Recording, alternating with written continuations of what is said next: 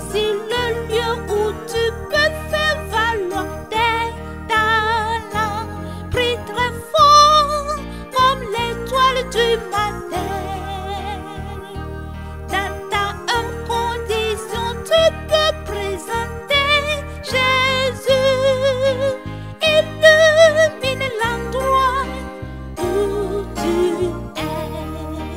Illumine l'endroit où tu es. Illumine l'endroit où tu es. Tu peux conduire une personne égarée vers Jésus. Illumine l'endroit où tu es.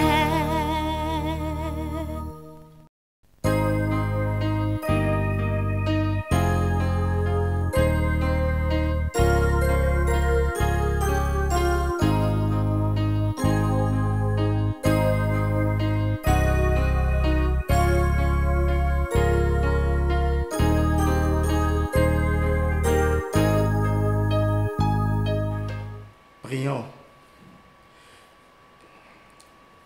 Dieu Tout-Puissant, Éternel des armées, nous te remercions, nous te rendons grâce, nous bénissons ton beau nom.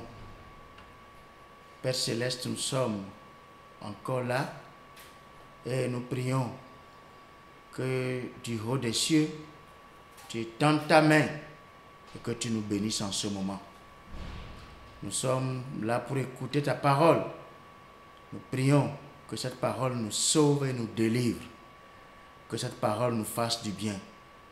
Et en ce moment, tous ceux qui nous suivent, nous prions qu'ils soient l'objet de tes merveilleuses bénédictions et que ta grâce repose sur les uns et sur les autres. Bénis ce moment. Merci Seigneur. Au nom de Jésus, nous avons prié. Amen.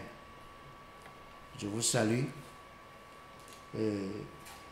dans le nom de notre Seigneur Jésus-Christ et je prie que Dieu soit avec chacun de vous et qu'il nous bénisse ensemble en ce moment. Le message de ce soir, nous l'avons intitulé « La place de l'Évangile ». La place de l'Évangile. Beaucoup de gens parlent de Dieu. Beaucoup de personnes savent et croient que Dieu existe. Beaucoup de gens prient vraiment le Seigneur. Ils prient Dieu. Mais s'il faut dire la vérité, Dieu est le moindre des soucis de l'homme. Dieu est le moindre des soucis de l'homme. Qu'est-ce qui est plus important pour vous dans la vie? S'il y a un domaine qui n'intéresse pas les hommes, c'est le domaine de l'Évangile. Les hommes sont dans l'ignorance. Quand on parle de l'importance de l'Évangile dans le monde, quand on parle de la place de l'Évangile dans la société, les gens sont dans l'ignorance. Carrément, ils sont dans l'ignorance. Ils ne connaissent pas la valeur de l'Évangile. Ils ne connaissent pas le poids de l'Évangile dans nos vies, dans notre vie, dans notre société. Les grands de ce monde, les gouvernants de ce monde, accordent-ils de l'importance à l'Évangile dans la vie de l'homme? C'est ça ce que nous sommes en train de dire. Dans Marc au chapitre 1, versets 14 et 15. Marc chapitre 1, les versets 14 et 15.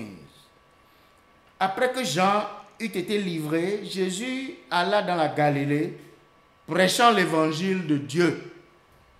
Il disait, le temps est accompli et le royaume de Dieu est proche. Repentez-vous et croyez à la bonne nouvelle. Repentez-vous et croyez à la bonne nouvelle. Jésus, il prêchait l'évangile de Dieu. Et on dit ici, on a bien situé, on a bien fait le décompte, on dit après que Jean eut été livré. La seule personne qui représentait Dieu à cette époque, c'était Jean-Baptiste. La seule personne qui combattait pour la cause de Dieu en ce moment, c'était Jean-Baptiste. Voilà Jean-Baptiste livré. Il n'y a plus personne maintenant pour continuer la bataille. Vous savez que Jean-Baptiste est le précurseur de Jésus. Jean-Baptiste est né à cause de Jésus. Sans Jésus, Jean-Baptiste n'allait pas naître. Jean-Baptiste est né pour préparer la venue de Jésus, sa première venue. Voilà. Et quand Jésus est né, Jean-Baptiste lui a cédé la place. Et ici, Jean-Baptiste a été livré.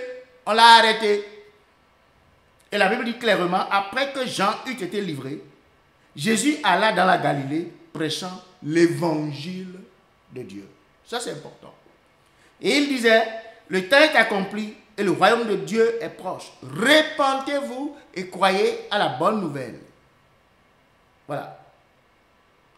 Quelle est la place de l'évangile dans le monde aujourd'hui? Quelle est la place de l'évangile dans nos sociétés aujourd'hui? Vous savez, l'évangile vient de Dieu. L'évangile est de Dieu. Et la chose la plus importante pour Christ, c'est l'évangile de Dieu qu'il prêchait. Jésus connaissait l'importance et la place de l'évangile dans la vie de l'homme et dans la société. Et c'est le contraire pour d'autres personnes. Pour la plupart des gens, je dirais. Oui. Quelle est la place de l'évangile dans votre vie personnellement? Quelle valeur, quel intérêt accordez-vous à l'évangile? Il y en a qui nous disent, l'évangile, ça, ce n'est pas mon domaine. L'évangile, je ne connais pas grand-chose. Ils sont là pour autre chose. Surtout quand vous voyez ceux qui sont élites dans leur pays. Les élites des nations. Quand on dit l'évangile de Dieu, ils ne s'intéressent pas. Ils ne s'intéressent pas. Ils affichent souvent dans ce domaine une ignorance coupable. C'est important ce que nous sommes en train de dire. Ceux en principe qui doivent reconnaître la place de l'évangile dans la vie de l'homme, dans la société, dans le monde, et placer l'évangile à sa place, c'est eux qui sont ignorants. C'est eux qui ne connaissent rien. C'est eux qui disent que non, ça, ce n'est pas leur domaine, ça. Ils sont là pour autre chose. Vous savez, à part l'évangile de Dieu, il n'y a plus une autre voie pour nous libérer et nous délivrer de la servitude du monde, la servitude de la chair, la servitude du péché, la servitude du diable. Vous savez pourquoi l'évangile est important? Toute personne qui vit dans le péché sert le diable. Vous voulez continuer à servir le diable? Toute personne qui vit dans le péché est au service du péché. Il est au service du diable, de Satan. Et le monde est en problème à cause des péchés des hommes. Sans l'évangile de Dieu, le monde serait sans espoir. L'évangile de Dieu reste et demeure le seul espoir que le monde a. Le seul espoir que le monde a, c'est l'évangile de Dieu. Mais le monde ne le sait pas. Les gens ne le savent pas. Les gens boudent l'évangile. Les gens dénigrent l'évangile. Les gens, je dirais, ils font quoi? Ils confinent l'évangile. Voilà. Je parlerai au point 1 de mon message de l'usurpation maligne de l'ennemi. L'usurpation maligne de l'ennemi. L'ennemi, c'est qui? C'est Satan. Satan est un ennemi. Satan est un monstre. C'est un usurpateur. Satan cherche à se faire Dieu. Et il utilise tous les moyens de séduction pour tromper les gens, les éloigner de Dieu et les attirer dans son filet. Beaucoup sont déjà pris dans le filet de Satan, mais ils ne se rendent pas compte, ils ne le savent pas. Il se saisit de toutes les occasions possibles qui s'offrent à lui. Ça, c'est Satan. Le diable. Il fait quoi? Il se saisit de toutes les occasions qui s'offrent à lui pour freiner l'expansion de l'évangile. Empêcher l'expansion de l'évangile. Et c'est lui qui entraîne le monde à la dérive. À la dérive. Et je vais vous dire ceci. Vous allez peut-être penser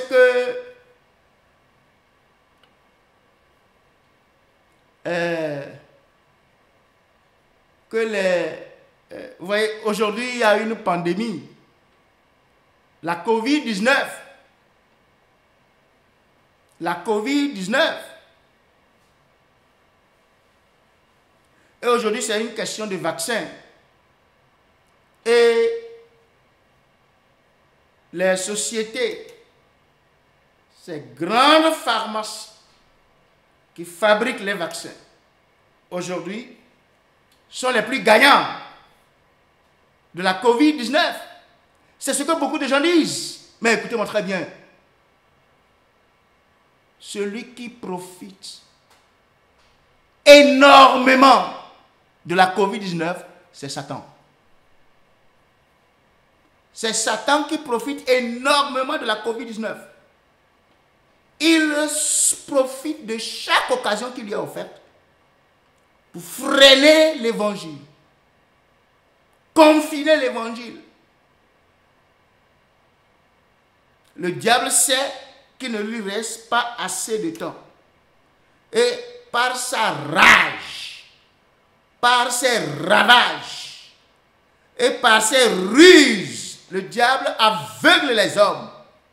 Il les plonge dans l'incrédulité et les empêche de croire à l'évangile. Dans 2 Corinthiens, au chapitre 2, 2 Corinthiens chapitre 2, verset 11. 2 Corinthiens 2, 11. Afin de ne pas laisser à Satan l'avantage sur nous, car nous n'ignorons pas ses desseins. Je reprends, afin de ne pas laisser à Satan l'avantage sur nous, car nous n'ignorons pas ses desseins. La moindre situation, Satan veut prendre l'avantage. Et là où il prend vraiment l'avantage, c'est quand il arrive à restreindre l'expansion, à mettre des restrictions pour empêcher l'évangile de gagner du terrain.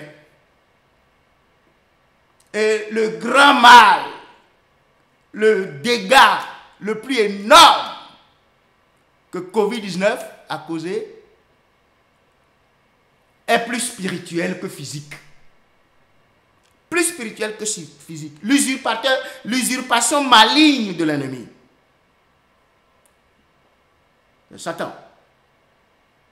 Dans Apocalypse au chapitre 12, verset 12. Apocalypse 12, 12. Là, il est dit,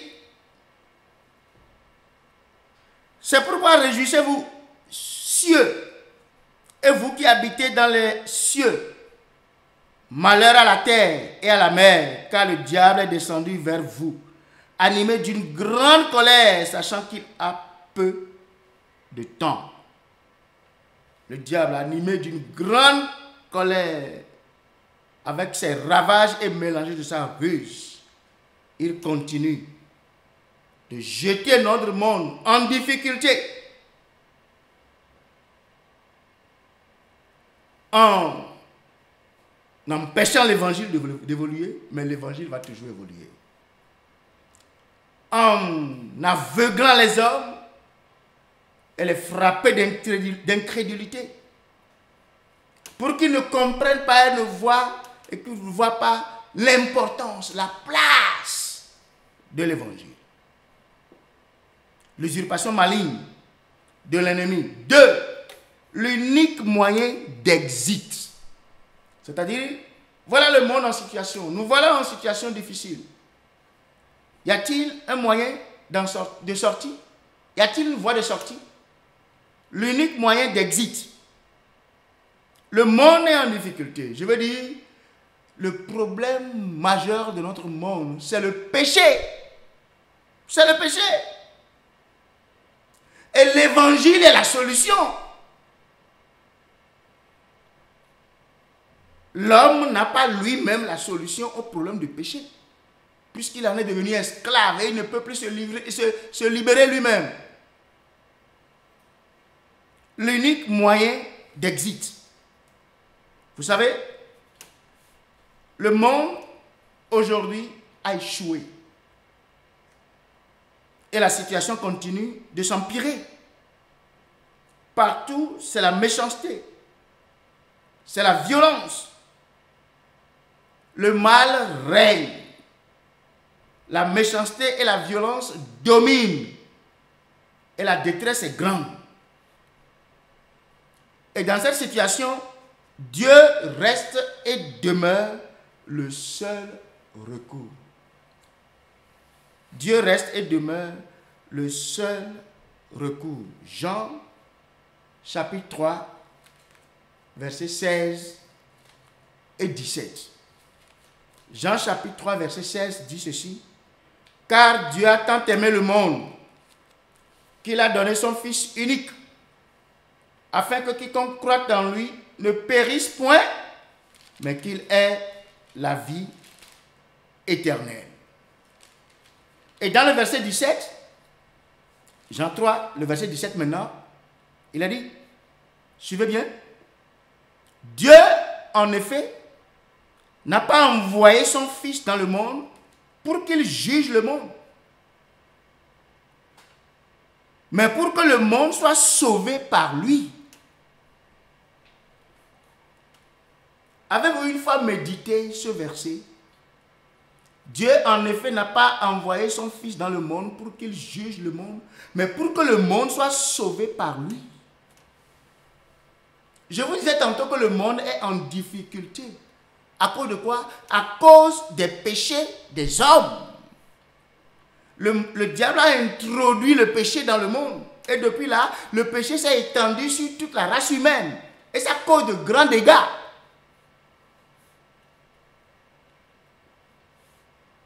Le monde est en difficulté, mais Dieu a la solution. Voilà, voyez bien le passage. Dieu n'a pas envoyé son Fils dans le monde pour qu'il juge le monde, mais pour que le monde soit sauvé par lui. Voilà, c'est clair. L'unique moyen d'exit, l'unique voie de sortie, c'est Jésus. C'est Jésus. Actes chapitre 4, verset 12. Il n'y a de salut en aucun autre, car il n'y a sous le ciel aucun autre nom qui ait été donné parmi les hommes, par lequel nous devions être sauvés. Voilà. En dehors de Jésus-Christ, Il n'y a pas une autre issue. Pas une autre issue en dehors de Jésus-Christ. Il est la seule voie de sortie. Le seul moyen d'exit pour notre humanité déchue. C'est auprès de Jésus-Christ seulement que se trouve le salut. Et ici, j'insiste, le salut n'est pas une question de religion. Le salut n'est pas une question de religion. Il y a plusieurs religions.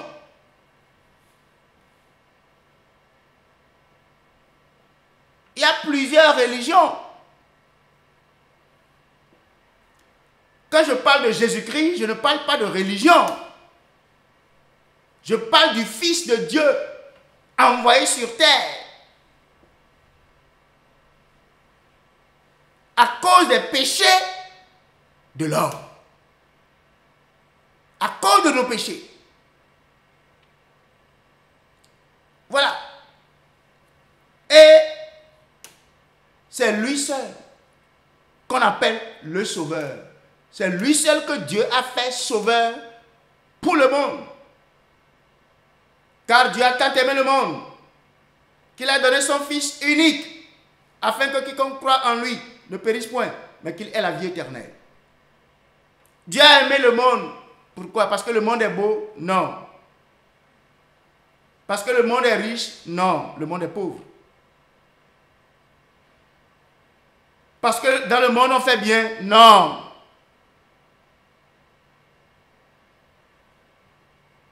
Parce que les hommes aiment Dieu? Non.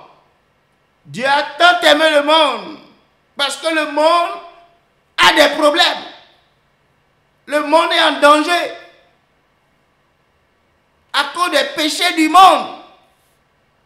Jean-Baptiste a dit, voici l'agneau de Dieu qui ôte le péché du monde.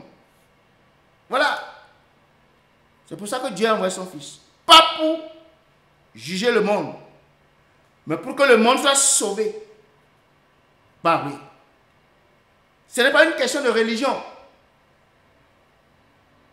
Oui, parmi tous les fondateurs de religion, le seul qui est mort pour les péchés des hommes, c'est Jésus-Christ. Dieu fait homme. Dieu fait chair. C'est lui seul qui est mort pour nos péchés et qui est ressuscité le troisième jour. Et il vit éternellement. Et je dis, parmi tous les fondateurs de religion, Christ seul, il reste le seul qui vit, qui est vivant. Aujourd'hui, tous les autres fondateurs de religion sont encore dans la tombe. Jésus vit éternellement. Et il peut sauver. Et il peut me sauver, il peut vous sauver. Il peut résoudre les problèmes de ce monde. L'unique moyen d'exit, c'est lui. Maintenant, pour la dernière partie, l'urgence du message de l'évangile. Ça, c'est très important. L'urgence du message de l'évangile. Marc chapitre 1, verset 1. Commencement de l'évangile de Jésus-Christ, Fils de Dieu. Voilà. Commencement de l'évangile de Jésus-Christ, Fils de Dieu. Juste pour dire que l'évangile, vous savez, est de Dieu. L'évangile vient de Dieu. Oui. Et l'évangile, c'est la bonne nouvelle de Jésus-Christ. C'est Jésus-Christ qui fait l'évangile. Sans Jésus-Christ, on ne parlera pas de l'évangile. De quoi s'agit-il en fait? Il s'agit de sauver les hommes et de les délivrer du péché. L'urgence du message de l'évangile. Matthieu chapitre 1, verset 21. Matthieu chapitre 1, verset 21. Elle enfantera un fils et tu lui donneras le nom de Jésus, C'est lui qui sauvera son peuple de ses péchés. Elle enfantera un fils et tu lui donneras le nom de Jésus. C'est lui qui sauvera son peuple de ses péchés. Oui, l'urgence du message de l'évangile, c'est que Jésus est sauveur. Jésus est sauveur et il est l'unique. Il n'y a pas deux sauveurs. Sauver du péché, délivrer les hommes de la puissance du péché, de la condamnation du péché, les sauver de la mort. Vous savez, le salaire du péché, c'est la mort. Jésus est le seul qui nous délivre du péché, qui nous délivre de la puissance du péché, qui nous délivre de la mort, qui est le salaire du péché. Personne d'autre ne peut le faire. L'urgence du message de l'évangile. On en a besoin aujourd'hui. Comment il a fait? Il est mort à la croix du calvaire pour nous. C'est le message de la croix. Jésus est le seul que Dieu a fait sauveur de l'humanité en le ressuscitant des morts. Vous savez, il faut que je le dise, le péché est horrible. Le péché est horrible. Le péché, vraiment, c'est dangereux. C'est un poison mortel. Un poison mortel. C'est un mal horrible. Mais Jésus l'a vaincu. Alléluia. Jésus l'a vaincu. Prenez, quand vous fouillez l'histoire de l'humanité, depuis Genèse,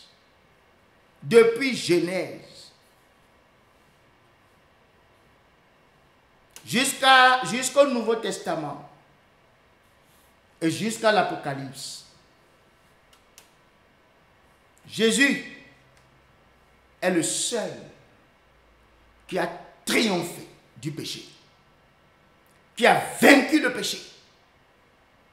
Ce mal horrible, ce poison mortel, Jésus l'a vaincu. Vous savez pourquoi? Parce qu'il ne peut en être autrement. C'est pour ça qu'il est né. C'est lui qui sauvera son peuple de ses péchés.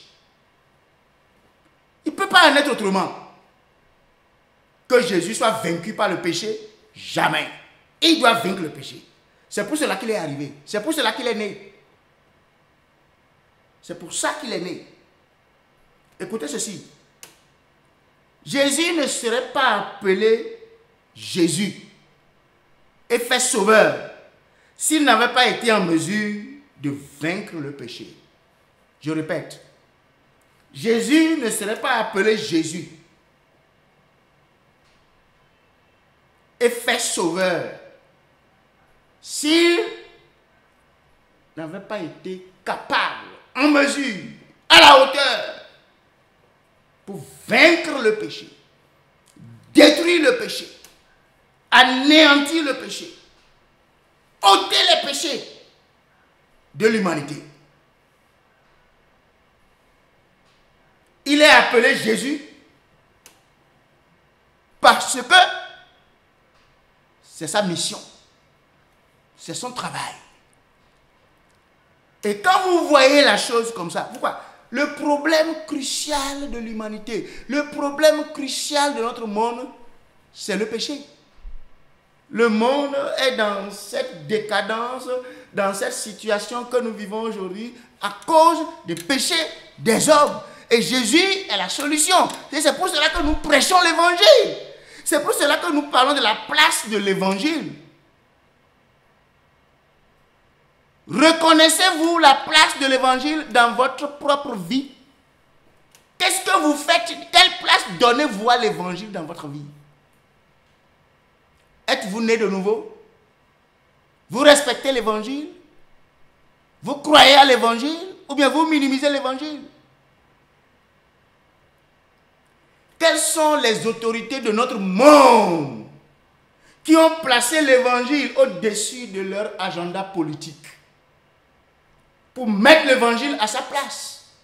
Je défie cette autorité de ce monde parmi toutes les nations de notre monde de placer l'évangile au-dessus de la politique de sa nation. Il réussira.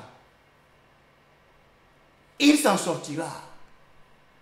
Du haut des cieux, Dieu le protégera.